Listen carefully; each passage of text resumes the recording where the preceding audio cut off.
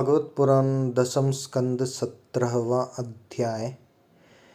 कालिये के कालिये दह में आने की कथा तथा भगवान का व्रजवासियों को दावानल से बचाना। राजा परीक्षित ने पूछा, भगवान कालिये नाग ने नागों के निवास स्थान रमनक द्वीपों को क्यों छोड़ा था और उस अकेले ने ही गरुड़ जी का कौन सा अपराध किया था। श्री सुखदेव जी ने कहा, परीक्षित, पूर्व काल में गरुड़ जी को उपहार स्वरूप प्राप्त होने वाले सर्पों ने यह नियम कर लिया था कि प्रत्येक मास में निर्दिष्ट वृक्ष के नीचे गरुड़ को एक सर्प की भेंट दी जाए। इस नियम के अनुसार प्रत्येक अमावस्या को सारे सर्प अपनी रक्षा के लिए महात्मा गरुड़ जी को अपना अपना भाग देते रहते थे। यह कथा इस प्रकार है। गरुड़ जी की माता विनीता और सर्पों की माता क्रदु में परस्पर वैर था। माता का वैर स्मरण कर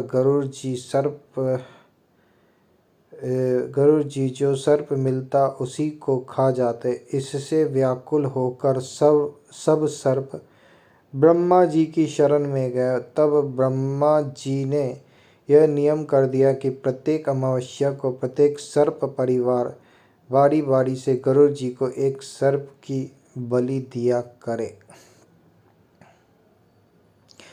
उन सर्पों में क्रदु का पुत्र कालिये नाग अपने विष और बल के घमंड से मतवाला हो रहा था। उसने गरुड़ का तिरस्कार करके स्वयं तो बलि देना दूर रहा, दूसरे सांप जो गरुड़ को बलि देते उसे भी खा लेता। परीक्षित, यह सुनकर भगवान के प्यारे पार्षद शक्तिशाली गरुड़ को बड़ा क्रोध आया। इसलिए उन्होंने कालिये नाग को मार डालने के विचार से बड़े वेग से उस पर आक्रमण किया। विषधर कालिये नाग ने जब देखा कि गरुड़ बड़े वेग से मुझ पर आक्रमण करने आ रहा है, तब वह अपने 101 फन फैलाकर डसने के लिए उन पर टूट पड़ा। उसके पास शस्त्र थे केवल दांत, इसलिए उसने दांतों से गरुड़ को डस लिया। उस समय वह अपनी भयावनी जीभ लपलपा रहा था। उसकी सांस लंबी चल रही थी और आंखें बड़ी डरावनी जान पड़ती थी। ताक्षक नंदन गरुड़ जी विष्णु भगवान के वाहन हैं और उनका वेग तथा पराक्रम भी अतुलनीय है। कालिये नाग की यह ढिठाई देखकर उनका क्रोध और भी बढ़ गया तथा उन्होंने उसे अपने शरीर से झपट कर फेंक दिया एवं अपने सुनहले बाएं पंख से कालिये नाग पर बड़े जोर से प्रहार किया। उनके पंख की चोट से कालिये नाग घायल हो गया। वह घबरा कर वहां से भागा और यमुना जी के इस कुंडल में चला आया। यमुना जी का यह कुंडल गरुड़ के लिए अगम्य था, साथ ही वह इतना गहरा था कि उसमें दूसरे लोग भी नहीं जा सकते थे। इसी स्थान पर एक दिन क्षुधातुर गरुड़ ने तपस्वी सौभड़ी के मना करने पर भी अपने अभिष्ट भक्ष्य मत्स्य को बलपूर्वक पकड़कर खा लिया। अपने मुखिया मत्स्यराज के मारे जाने के कारण मछलियों को बड़ा कष्ट हुआ। वे अत्यंत दीन और व्याकुल हो गईं। उनकी यह दशा देखकर महर्षि सौभड़ी को बड़ी दया आई। उन्होंने उस कुंड में रहने वाले सब जीवों की भलाई के लिए गरुड़ को यह शाप दे दिया, यदि गरुड़ फिर कभी इस कुंड में घुसकर मछलियों को खाएंगे तो उसी क्षण प्राणों से हाथ धो बैठेंगे।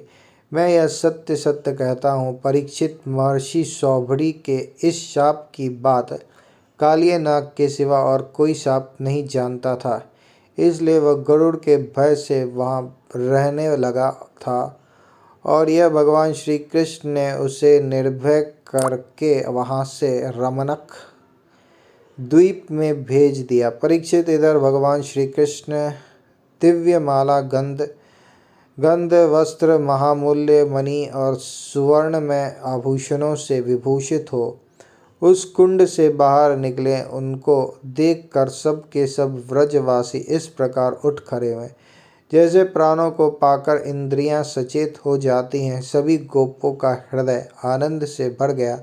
वे बड़े प्रेम और प्रसन्नता से अपने कन्हैया को हृदय से लगाने लगे। परीक्षित, यशोदा रानी, रोहिणी जी, नंद बाबा, गोपी और गोप सभी श्री कृष्ण को पाकर सचेत हो गए। उनका मनोरथ सफल हो गया। बलराम जी तो भगवान का प्रभाव जानते ही थे। वे श्री कृष्ण को हृदय से लगाकर हंसने लगे। पर्वत, वृक्ष, गाय, बैल, बछड़े सब के सब आनंद मग्न हो गए।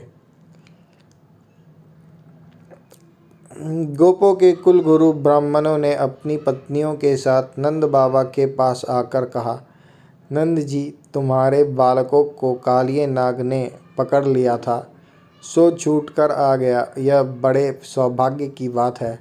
श्री कृष्ण के मृत्यु के मुख से लौट आने के उपलक्ष्य में तुम ब्राह्मणों को दान करो। परीक्षित, ब्राह्मणों की बात सुनकर नंद बाबा को बड़ी प्रसन्नता हुई। उन्होंने बहुत सा सोना और गौएं ब्राह्मणों को दान दी। परम सौभाग्यवती देवी यशोदा ने भी काल के गाल से बचे हुए अपने लाल को गोद में लेकर हृदय से चिपका लिया। उनकी आंखों से आनंद के आंसुओं की बूंद बार बार टपकती पड़ती थी। राजेंद्र, व्रजवासी और गौएं सब बहुत ही थक गए थे। ऊपर से भूख प्यास भी लग रही थी, इसलिए उस रात वे व्रज में नहीं गए। वहीं यमुना जी के तट पर सो रहे। गर्मी के दिन थे। उधर का वन सूख गया था। आधी रात के समय उसमें आग लग गई। उस आग ने सोए हुए व्रजवासियों को चारों ओर से घेर लिया और वह उन्हें जलाने लगी। आग की आंच लगने पर व्रजवासी घबराकर उठ खड़े हुए और लीला मनुष्य भगवान श्री कृष्ण की शरण में गए। उन्होंने कहा, प्यारे श्री कृष्ण, श्याम सुंदर, महाभाग्यवान बलराम, तुम दोनों का बल विक्रम अनंत है। देखो देखो, भयंकर आग तुम्हारे सगे संबंधी हम स्वजनों को जलाना ही चाहती है। तुम में सब सामर्थ्य है, हम तुम्हारे सुहृद हैं, इसलिए इस प्रलय की अपार आग से हमें बचाओ।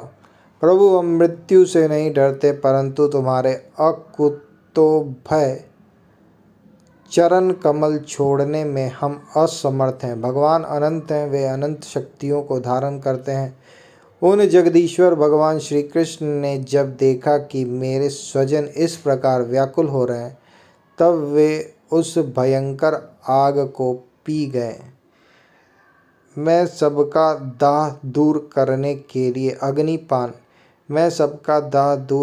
के लिए ही अवतीर्ण हुआ हूँ, इसलिए यह दाह दूर करना भी मेरा कर्तव्य है। रामावतार में श्री जानकी जी को सुरक्षित रख कर अग्नि ने मेरा उपकार किया था। अब उसको अपने मुख में स्थापित करके उसका सत्कार करना कर्तव्य है। कार्य का कारण में लय होता है। भगवान के मुख से अग्नि प्रकट हुआ, मुखाद अग्नि रजायत, इसलिए भगवान ने उसे मुख में ही स्थापित किया। मुख के द्वारा अग्नि शांत करके यह भाव प्रकट किया कि भवदावाग्नि को शांत करने में भगवान के मुख्य स्थानीय ब्राह्मण ही समर्थ हैं।